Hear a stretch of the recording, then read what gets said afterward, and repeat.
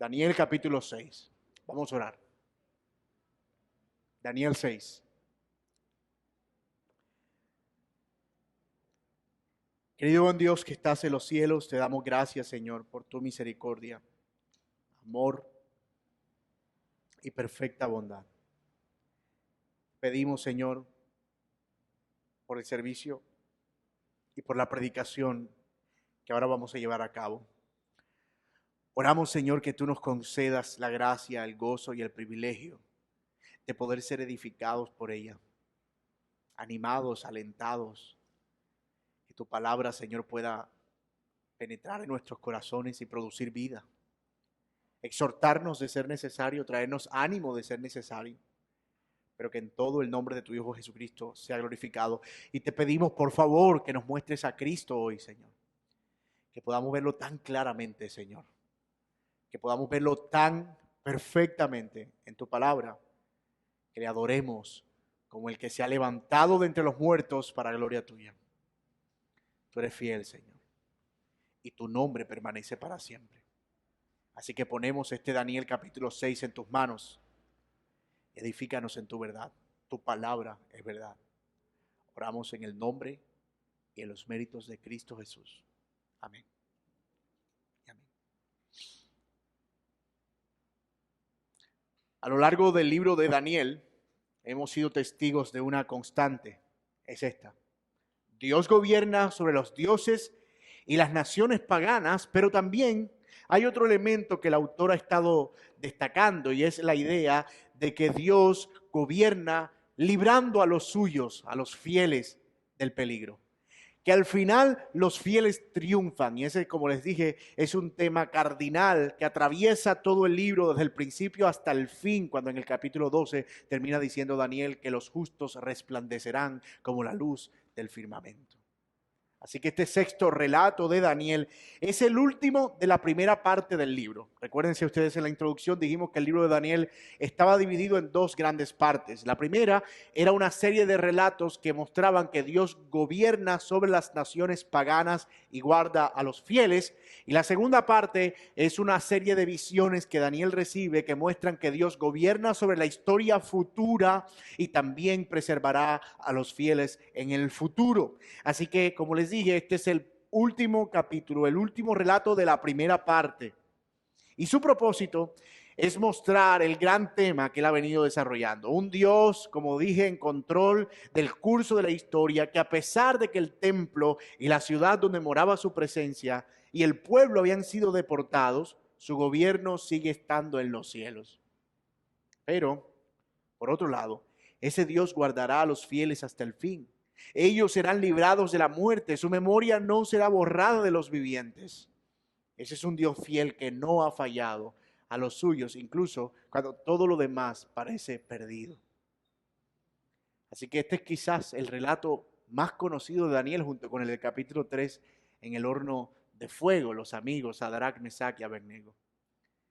Y es conocido por esa imagen de un anciano sentado en una piedra, en un foso oscuro, al lado de unos mansos leones. Ha quedado grabada en nuestra mente y en nuestra memoria como un recordatorio de la protección de Dios. Pero este relato, escúcheme bien, aunque tiene un milagro, no es acerca de ese milagro. Es decir, aunque hay un evento espectacular, el texto como tal no busca presentar eso como el punto principal, sino más bien la fidelidad de Dios con aquellos que le honran en medio del peligro, de la injusticia y de la adversidad. Veremos, por tanto, nuestro texto en el capítulo 6 a la luz de los siguientes 3 puntos. El primero, la persecución contra un hombre fiel, versículos 1 al 9. El segundo, el juicio injusto contra un hombre fiel, versículos 10 al 16. Y el tercero, la victoria de un hombre fiel, versículos 17 al 28. Ahí van de nuevo, la persecución, el juicio y la victoria de un hombre fiel. Está bien sencillo nuestro esquema hoy, ¿verdad? Y progresivo además. Persecución, juicio y victoria. Mira lo que dice nuestro texto para entrar a nuestro primer encabezado. Pareció bien a Darío construir o constituir sobre el reino 120 sátrapas que gobernasen en todo el reino. y sobre ellos 3 gobernadores, de los cuales Daniel era uno, a quien estos sátrapas diesen cuenta para que el rey no fuese perjudicado. Pero Daniel mismo era superior a estos sátrapas y gobernadores, porque había en él un espíritu superior, y el rey pensó en ponerlo sobre todo el reino. Entonces los gobernadores y sátrapas buscaban ocasión para acusar a Daniel en lo relacionado al reino, mas no podían hallar ocasión alguna o falta, porque él era fiel y ningún vicio ni falta fue hallado en él. Entonces dijeron aquellos hombres: no hallaremos contra este Daniel ocasión alguna para acusarle, si no la hallamos contra él en la relación con la ley de su Dios. Entonces estos gobernadores y sátrapas se juntaron delante del rey y le dijeron así: Rey Darío, para siempre vive. Todos los gobernadores, mira qué mentirosos, ¿verdad? Que Daniel no estaba ahí. Dicen, todos los gobernadores del reino, magistrados y sátrapas y príncipes y capitanes han acordado por consejo que promulgues un edicto real y lo confirmes, que cualquiera que en el espacio de 30 días demande petición de cualquier dios u hombre fuera de ti, oh rey, sea echado en el foso de los leones. Ahora, rey, confirme el edicto y fírmalo, que no pueda ser revocado conforme a la ley de Media y de Persia, la cual no puede ser abrogada. Firmó pues el rey Darío el edicto y la prohibición. Nuestra historia comienza mostrándonos un nuevo escenario, pero no tan distinto a los otros que hemos visto antes, ¿verdad? El rey que había conquistado a Babilonia en los días de Belsasar, lo vimos en el capítulo pasado, es presentado aquí como Darío. Y existen varias posiciones al respecto de quién es este personaje. De hecho, algunos han cuestionado la integridad del libro de Daniel, diciendo que no es un libro verdadero o confiable porque no existen los registros de la historia babilónica un rey que se haya llamado Darío entre Ciro y Nabucodonosor. Pero hay varias formas en las que nosotros podemos responder a eso, a lo que es una aparente contradicción, que no necesariamente es una contradicción. La primera se refiere a que quizá Darío era un título como Faraón o Abimelech, un título de una dinastía. Acuérdense que Faraón no era un nombre, o Abimelech en el caso de aquel amigo de Abraham. Ellos eran nombres o títulos, ¿sí? Para la dinastía. Pero otra posición, y yo me inclino más por esta, y sostiene que, y voy a citar un comentario de la Biblia de las Américas, dice: Gubaru, gobernador de todo el territorio antes conocido como el Imperio Babilónico, que comprendía desde Babilonia hasta el mar Mediterráneo, quedó como rey sobre el mismo territorio donde Daniel había vivido durante los años anteriores. Gubaru habría estado bajo la autoridad de Ciro, pero con poder para nombrar a otros gobernadores que estarían bajo sus órdenes para gobernar su territorio. Fin de la cita. Así que vemos que es posible que este Gubaru, que sí aparece en la historia y que había gobernado esa provincia donde Daniel estaba, sea a quien se le atribuyó el título de Darío. Como quiera que sea, nuestra meta en este sermón no es probar quién era Darío, pero sí probar que la escritura es infalible, ¿verdad? Y que no hay error en ella. Así que vamos a dedicarnos a ver, ¿verdad?, cuál es el mensaje entonces que Daniel quiere transmitir con este relato. Recordemos que durante el gobierno de Belsasar, Daniel no tenía una posición importante. Tuvieron que recordarle a Belsasar, la reina madre, que había un hombre llamado Daniel, pero él no estaba en esa posición importante en la que sí había estado en los días de Nabucodonosor. Sin embargo, aquí se le ve puesto en honra, y esto no es extraño, puesto que él exhibía una gran sabiduría. Puede ser que cuando Darío conquistó a Belsasar, después de esa toma repentina, sin disparar ni una sola arma, ni una gota de sangre, puede ser que él haya identificado inmediatamente la sabiduría de Daniel y haya querido tenerlo de su parte como miembro del reino. Sin embargo, poco a poco Daniel fue ganando prominencia o preeminencia y fue puesto en lugares de mayor honra. Él tenía el favor del rey. Y eso, por supuesto, hizo que los que trabajaban con él, a causa de la envidia, pero también de otras particularidades, entre ellas el mismo Satanás, se encargaran de destruir la vida de Daniel. Los sátrapas eran personas que eran delegadas para cobrar impuestos en las distintas provincias. Y esta era la idea del rey. El rey tenía un reino, parece, bastante estructurado, organizado, y su meta era constituir sátrapas en las distintas ciudades, es decir, recaudadores. Pero a esos recaudadores ponerle gobernadores, es decir, personas que se iban a encargar de administrarlos a ellos o de supervisarlos, para que esos 3 gobernadores tuvieran que entenderse con el rey. Pero la intención del rey era poner incluso a Daniel por encima de los gobernadores, es decir, que 2 de los gobernadores tuvieran que darle cuentas a Daniel y luego el rey encargarse solamente con Daniel. Cuando los sátrapas se enteraron de eso, ellos dijeron, esto no lo podemos permitir. Porque, bueno, a de comprenderlo tú o de suponerlo, que al tratarse de hombres que estaban tratando con dinero o con impuestos, con recaudo, ellos tenían un círculo de corrupción montado allí, del que Daniel obviamente no hacía parte. Entonces quiero que te imagines la escena, ¿verdad? Eres un sátrapa del gobernador 1, que se encuentra con un sátrapa del gobernador 3. El gobernador 2 es Daniel. Y entonces dice, mira, imagínate que escuché que van a poner a este Daniel, gobernador, que tú sabes que no se tranza, que no negocia, que mejor dicho es íntegro, que no participa de robo, lo van a poner como supervisor de todos. Y así ni tú con tu gobernador, ni yo con el mío vamos a poder seguir sosteniendo nuestro negocio. A este hombre nosotros tenemos que quitarlo del camino, tenemos que impedir a toda costa ese hombre llega al poder. Ese es el argumento subyacente, pero en realidad lo que había detrás era el deseo satánico de oponerse al bien. Simplemente, dice el texto que buscaban ocasión para acusar a Daniel en lo relacionado al reino, y me encanta esta frase, dice, mas no podían hallar ocasión alguna o falta porque él era fiel. Wow. No podían hallar ocasión alguna o falta, porque él era fiel. Ningún vicio ni falta fue hallada en él. En otras palabras, vamos a hacer una auditoría para mostrar que él también es ladrón. Y porque si mostramos que él tiene vicios y también roba como nosotros, entonces no puede el rey confiar en él. Malicia satánica, ¿verdad? Entonces dijeron aquellos hombres, mira, ¿sabes qué? Por lo que hemos examinado de este hombre, no vamos a hallar contra él ninguna ocasión para acusarle. Si no la hallamos contra él en relación con la ley de su Dios, sí, vamos a ver qué hacemos con respecto a sus hábitos religiosos que podamos nosotros usar para el propósito de indisponerlo ante el rey y que muera, porque ese era al final el plan. Ellos armaron ese complot contra Daniel malvadamente y, como dije, impulsados por Satanás, arreglaron la situación. El rey firma el edicto de que Daniel fuera sentenciado públicamente a la muerte y sin ninguna posibilidad de escapar de ella. Solo imagínate esa escena, ¿verdad? Los sátrapas están allí, todos reunidos. ¿Ya firmó? No, todavía no.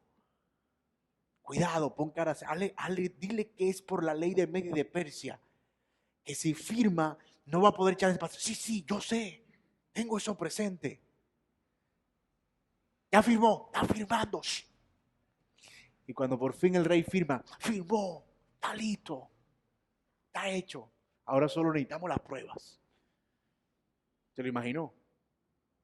Así fue, se lo aseguro. Solo que en idioma babilónico, ¿no? Pero como vemos, ellos no pudieron con Daniel y por eso buscaron la flaqueza del rey. Lo engañaron, presentando argumentos políticos. Viva, oh rey, cualquiera que no te adore es un peligro para ti, para el Estado, para la unidad de la nación. Y mis hermanos, como vemos, que el poder del Estado sea manipulado para dañar los bienes conforme a la voluntad de Dios o a los que viven conforme a la voluntad de Dios no es nada nuevo. En honor a la democracia, a la libertad, a los bienes a los derechos, se manipule al Estado y al gobierno para dañar a los que viven según la voluntad de Dios, no es nada nuevo. Nada nuevo hay debajo del sol. ¿Por qué, hermano? Porque el mal no necesita motivos para levantarse contra el bien. Lo vemos en Caín asesinando a Abel. Por Dios, ¿qué había hecho Abel contra Caín? El Señor le dijo, pero ¿cuál es tu problema con tu hermano? Si bien hicieres, tú también serías honrado. Pero si tú no lo haces, el mal está a la puerta, el pecado está a la puerta. Pero él estaba ensañado contra su hermano hasta el punto que un día dijo: Dios, lo que tú quieres es sacrificio, te voy a dar tu sacrificio. Y degolló a su propio hermano, dice Juan. ¿Y sabe por qué lo degolló? ¿Por qué lo mató? Porque era del maligno. De la misma manera, los hijos de Jacob contra su hermano José. ¿Qué le había hecho ese muchacho, por Dios? ¿Y qué decir de David y Saúl? Que cuando se le metía el espíritu y el demonio, entonces tomaba una lanza para tratar de matar a David. Por supuesto, el máximo ejemplo, nuestro Señor Jesucristo. Sin razón alguna, perseguido, juzgado y llevado a una muerte cruel y violenta, con falsas pruebas, porque no había nada en lo que le pudiera acusar. Pero él se oponía a sus intereses egoístas, a su maldad. Este pasaje debe ser aliento para nosotros. Especialmente cuando nos encontramos en situaciones de persecución, nosotros debemos recordar las palabras del Señor Jesucristo. Bienaventurados sois cuando por mi causa os vituperen y os persigan y digan toda clase de mal contra vosotros, mintiendo. Y también Pedro dice: así que ninguno de vosotros padezca como homicida o ladrón o malhechor o por entremeterse en lo ajeno, pero si alguno padece como cristiano, no se avergüence, sino glorifique a Dios por ello, porque es tiempo de que el juicio comience por la casa de Dios. Y si primero comienza por nosotros, ¿cuál será el fin de aquellos que no obedecen al evangelio de Dios? En otras palabras, Dios a veces en su juicio y disciplina permite que sus hijos fieles padezcan persecución sin hacer nada. Ahora imagínate los impíos que viven una vida de impiedad, ¿cuál será su destino? Nosotros tenemos una esperanza a la que aferrarnos, la voluntad del Señor. Pero estos, de modo que los que padecen según la voluntad de Dios. ¿Cómo así? ¿Es la voluntad de Dios que yo padezca? Bueno, eso es lo que dice este texto. Según la voluntad de Dios, es posible que tú padezcas. Encomienden sus almas al fiel Creador y hagan el bien. Me encanta. Me voy a pasar ahí porque después me quedo predicando ese pasaje. Estamos en Daniel. Pero ilustra perfectamente el punto, hermanos míos.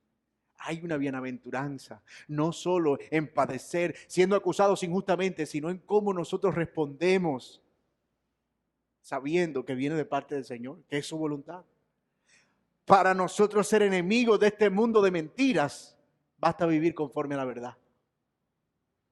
Todo lo que necesitas para ser enemigo de un mundo que vive en la mentira es vivir en la verdad, más nada.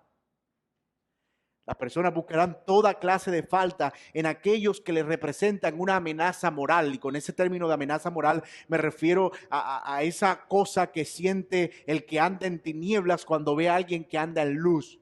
El de la luz ni siquiera lo está mirando, no lo está juzgando, pero él se siente juzgado. Yo no te estoy diciendo nada. Sí, no, pero yo sé qué es lo que estás pensando. Pero seguro, como tú vas a la iglesia, piensas que yo soy un pecador. Como tú sí eres cristiano, entonces me ves a mí. Claro, como tú eres el cristiano. Y entonces el ataque. ¿Verdad? ¿Y sabe cómo se ve ese ataque en palabras contemporáneas? Y eso que dice que es evangélico. ¿Cierto? Ojo, debemos asegurarnos que es mintiendo. Porque si es diciendo la verdad, eso no es persecución. Debemos asegurarnos que si estamos padeciendo por causa de la justicia, es por razones o por acusaciones que son falsas, no verdaderas. Ellos tratarán de quitar ese tropiezo moral del camino para no sentir estorbo en sus acciones. Porque ciertamente la oscuridad retrocede ante la luz. Cuando nosotros vivimos íntegramente, debemos esperar que la persecución venga de algún lado. La persecución contra Daniel se consumaría.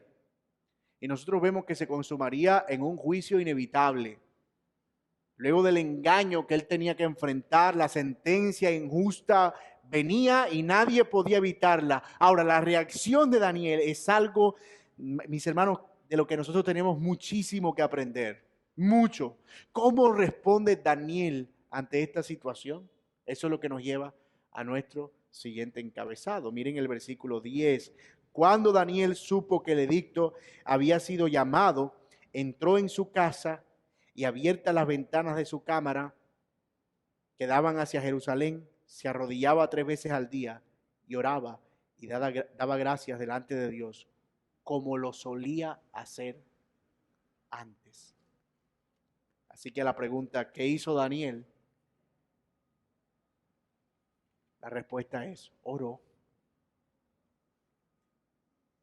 Los enemigos de Daniel estaban tan convencidos de su integridad que sabían que Daniel no iba a dejar de orar. Ellos sabían que incluso Daniel, teniendo una sentencia, no iba a dejar de hacerlo. Él no iba a dejar de practicar la oración diaria. Y este pasaje es simplemente hermoso, hermano, y cargado de muchísimo significado. Pero yo quiero que veamos 3 lecciones que Daniel nos da aquí en este pasaje, en su respuesta. La primera, es mejor agradar a Dios antes que a los hombres. Esa es la implicación obvia. Daniel se enteró, pero Daniel dijo, sorry, pero yo no voy a dejar de orar a mi Dios solo porque un decreto lo dice. Así sea del hombre más poderoso que exista sobre la tierra. Cuando los gobiernos nos lleven al rincón en el que tenemos que escoger entre obedecer a Dios o a ellos, nuestra respuesta como creyente debe ser más o menos esta. Los apóstoles, cuando predicaron el evangelio y empezaron a hacer milagros, la religión empezó a sentirse incómoda, los fariseos y los escribas y el sumo sacerdote. Y llamaron a Juan y a Pedro, les dijeron, les prohibimos que aquí en Jerusalén ustedes hablen en ese nombre. Y la respuesta de Pedro y de Juan, grandiosa por cierto, vino del Espíritu Santo. Juzguen ustedes si es mejor agradar a Dios o a los hombres. Seguir guardando nuestra devoción y servicio al Dios del cielo. Ese es nuestro llamado. Nosotros ahora mismo vivimos en días peligrosos y todo este posmodernismo y toda esta cosa que nosotros vivimos ahora, y yo agradezco a Dios por el libro de Daniel, que es un libro tan relevante para esta situación tan actual, en este relativismo moral, dictadura moral, donde las iglesias han sido llevadas poco a poco a un rincón. Debemos saber qué batallas pelear, pero también debemos estar convencidos que nada está por encima de la voluntad de Dios, ni de su reinado, ni de su señorío. Allí debemos estar dispuestos a pelear esa batalla. Los hijos de Dios no se transan. Y el problema con esto no es que ese sea el pecado imperdonable, no es que yo escondo a Dios y digo, sí, yo puedo negociar esto con tal de preservar ciertos privilegios. Entonces, si no quieres que yo haga eso, que no lea la Biblia, que no, yo lo dejo de hacer. Después, Dios, yo me arreglo contigo, déjame aquí arreglar este problema. El problema con eso no es que Dios te desecha inmediatamente, sino cómo está perdiendo valor la fidelidad allí. Es como quien tiene un anillo, ¿verdad?, de mucho valor y lo empeña, lo da en préstamo. El día que eso sucede, perdió valor, porque otro día que tenga otro problema,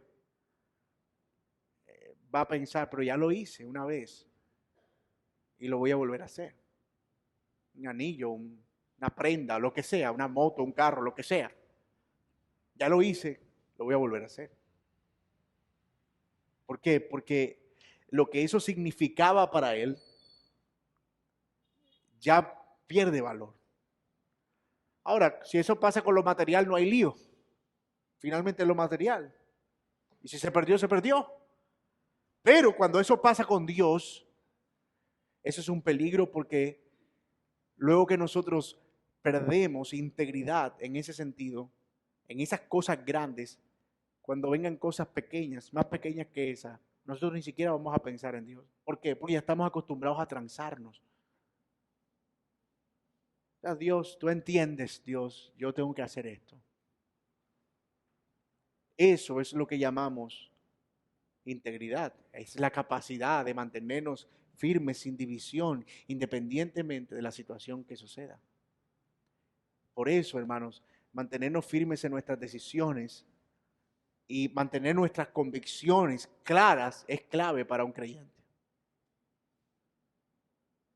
La otra lección práctica es que en lugar de entregarnos a la zozobra y a la victimización, porque Daniel no, ay, Dios mío, mírame, estos hombres injustos me persiguen, ¿qué he hecho mal yo? Ni empezó a buscar a sus amigos, ni armar un show alrededor, no. ¿Qué hizo él? Lo mejor que pudo hacer, orar.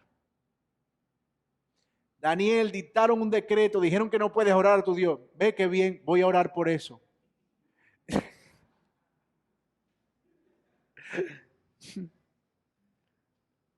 Daniel no había perdido el hábito de orar como solía hacerlo. Sabía que allí estaba su descanso, que Dios se encargaría de sus enemigos, y eso fue justo lo que el Señor hizo en la cruz del Calvario. Orar por sus enemigos cuando estaba siendo levantado en la cruz del Calvario con sus brazos abiertos. Padre, perdónalos, porque ellos no saben lo que hacen. Pablo dice en Romanos 12, perdonen a sus enemigos, ámenlos, oren por ellos, a los que los persiguen y a los que los ultrajan, hagan bien a sus enemigos.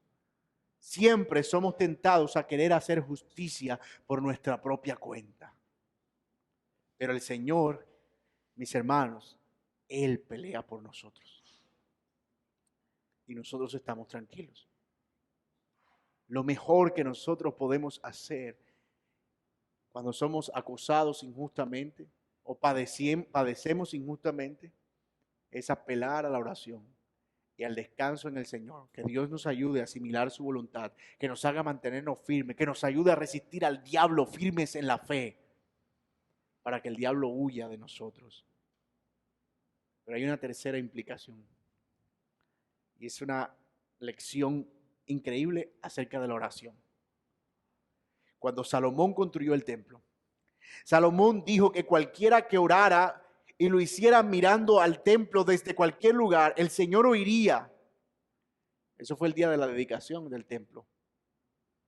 Primero de Reyes capítulo 8, versículo 46 dice: si pecaren contra ti, porque no hay hombre que no peque, y estuvieres airado contra ellos, y los entregases delante del enemigo para que los cautive y lleve a tierra enemiga, sea lejos o cerca, y ellos volvieren en sí en la tierra donde fueren cautivos, si se convirtieren y oraren a ti en la tierra de los que los cautivaron y dijeran: pecamos, hemos hecho lo malo, hemos cometido impiedad, y si se convirtieran a ti de todo corazón y de toda alma en la tierra de los enemigos que los hubieren llevado cautivos, y oraren a ti con el rostro hacia su tierra que tú diste a sus padres, hacia la ciudad que tú elegiste y hacia la casa que yo te he edificado a tu nombre, tú oirás en los cielos, en el lugar de tu morada, su oración y su súplica, y les harás justicia y perdonarás a tu pueblo que había pecado contra ti y todas sus infracciones con que hayan rebelado contra ti, y harás que tengan de ellos misericordia los que hubieran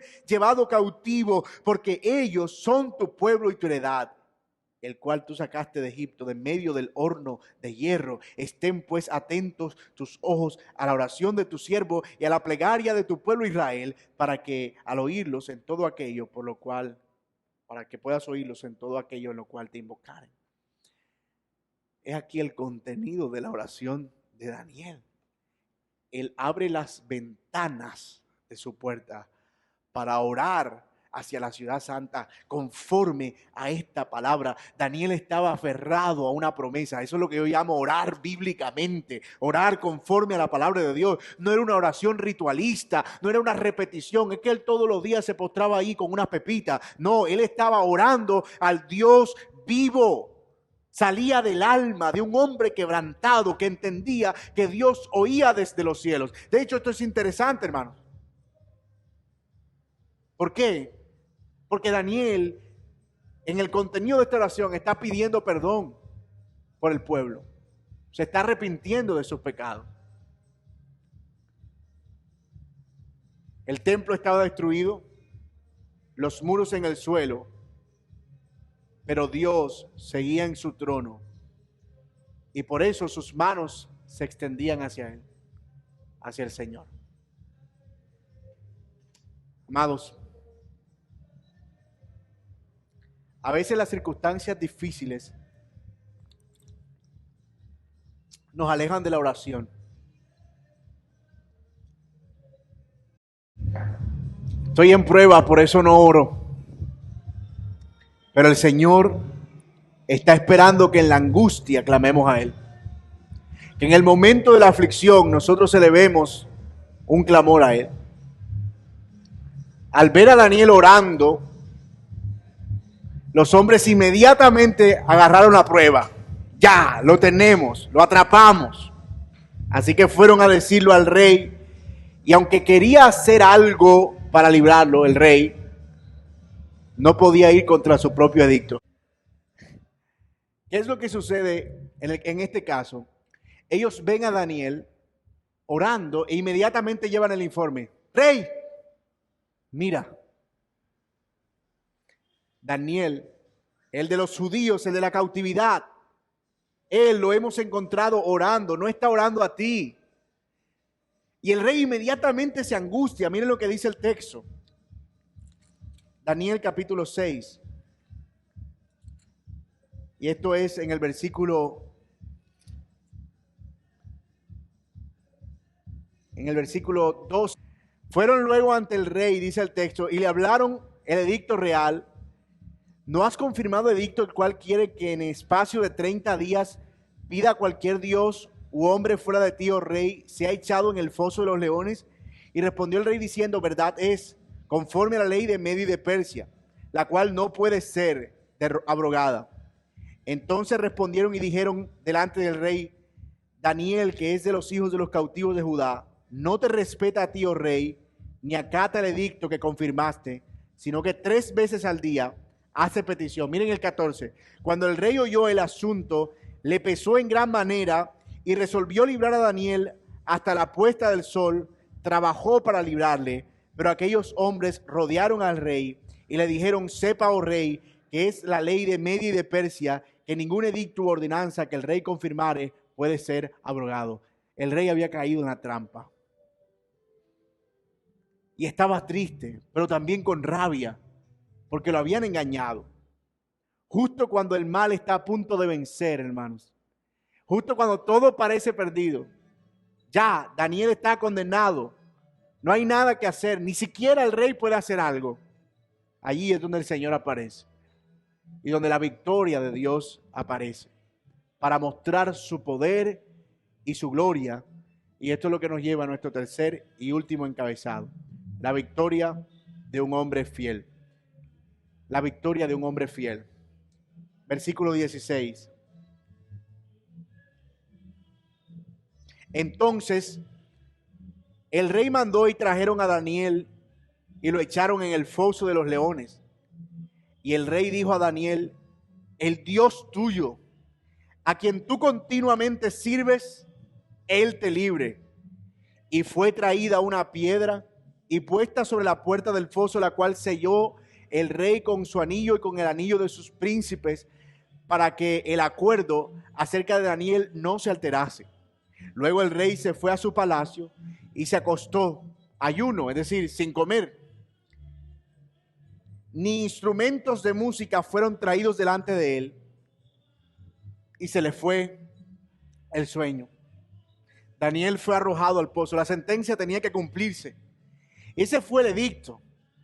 El corazón del rey estaba intranquilo, pero confiaba que tal vez el Dios de Daniel podía librarlo. No es que este hombre fuera devoto de Dios. No hay rastros de eso. Pero sí sabía de la fidelidad de ese Dios a Daniel y a sus amigos en el pasado.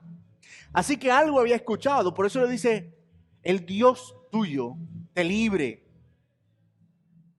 El corazón del rey estuvo intranquilo tanto que no pudo comer. Ese día hubo silencio en el palacio. Ese día hubo tristeza mezclada con rabia. Las luces no alumbraban con la misma intensidad de siempre. Él había sido engañado y también estaba perdiendo a su mejor hombre. Por lo que al amanecer, antes que el sol se pusiese, muy temprano, él va al pozo. Y para mí, hermanos, esta es una impresionante declaración de fe por parte de Darío. Miren lo que dice él. Y acercándose al foso, llamó a voces a Daniel con voz triste y le dijo: Daniel, siervo del Dios viviente, el Dios tuyo a quien tú continuamente sirves, ¿te ha podido librar de los leones? Wow, hermano. Ni siquiera los discípulos de Jesucristo tuvieron una fe tan grande. Porque aun cuando caminaron 3 años y medio con Jesús, y Jesús les enseñó que después de su muerte él iba a resucitar al tercer día, ellos no creyeron. Y es más, cuando le dijeron que había resucitado, ellos tampoco creyeron. Pero aquí está un hombre, hermanos, que estaba completamente convencido que Dios podía librar a Daniel del juicio. Que él podía ser levantado de esa tumba o sacado de ese foso. Y déjenme decirle, hermanos, aquí hay tremendo significado con relación al evangelio en este pasaje. Y yo quiero que veamos de paso el paralelo de este texto con la resurrección de Jesús. La gloria del evangelio está aquí en estas líneas que estamos leyendo. Porque Jesús también fue injustamente acusado como Daniel. Él fue injustamente juzgado como Daniel. Jesús también fue injustamente sentenciado como Daniel. Él también fue a una tumba y la tumba fue puesta en un lugar donde una gran piedra con un sello de un emperador impidió que él pudiera salir de allí. Pero de la misma manera que el ángel del Señor había guardado a Daniel, como lo leemos en los versículos siguientes, para que ninguno de los leones le hiciera daño, así también Dios trajo de la muerte a su hijo para que la muerte no pudiera retenerlo y la tumba no pudiera soportarlo. El foso de los leones tenía un hombre vivo y la tumba donde Jesús había sido sepultado ahora tenía un hombre vivo. El foso de los leones fue el testimonio de que Dios preserva a los fieles en la eternidad. De la misma manera que la tumba lo es para nosotros el testimonio de que Dios da vida a los muertos para la eternidad. Para que no perdamos el paralelismo que ya estamos haciendo.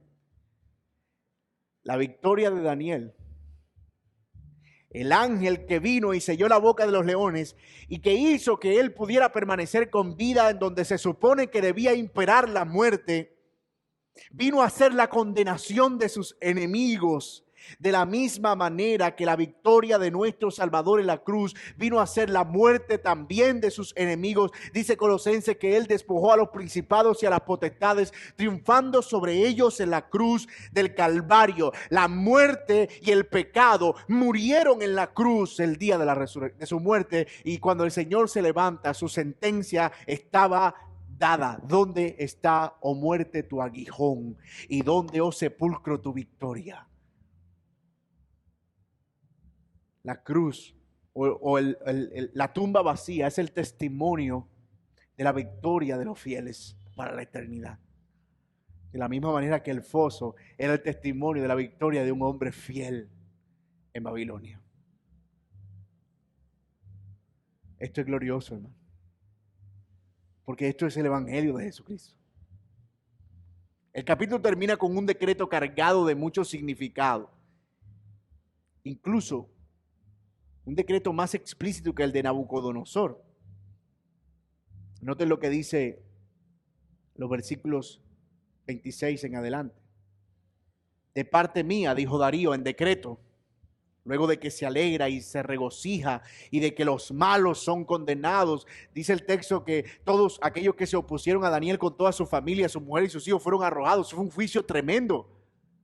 Lo que muestra que sin duda era el juicio de Dios. El rey se alegra y dice: de parte mía es puesta esta ordenanza, que en todo el dominio de mi reino todos teman y tiemblen ante la presencia del Dios de Daniel. porque Él es el Dios viviente y permanece por todos los siglos, y su reino no será jamás destruido, y su dominio perdurará hasta el fin. Él salva y libra y hace señales y maravillas en el cielo y en la tierra. Él ha librado a Daniel del poder de los leones.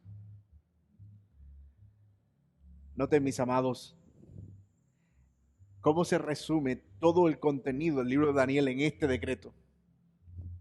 Dios gobierna y su gobierno es eterno, y Él libra a los fieles.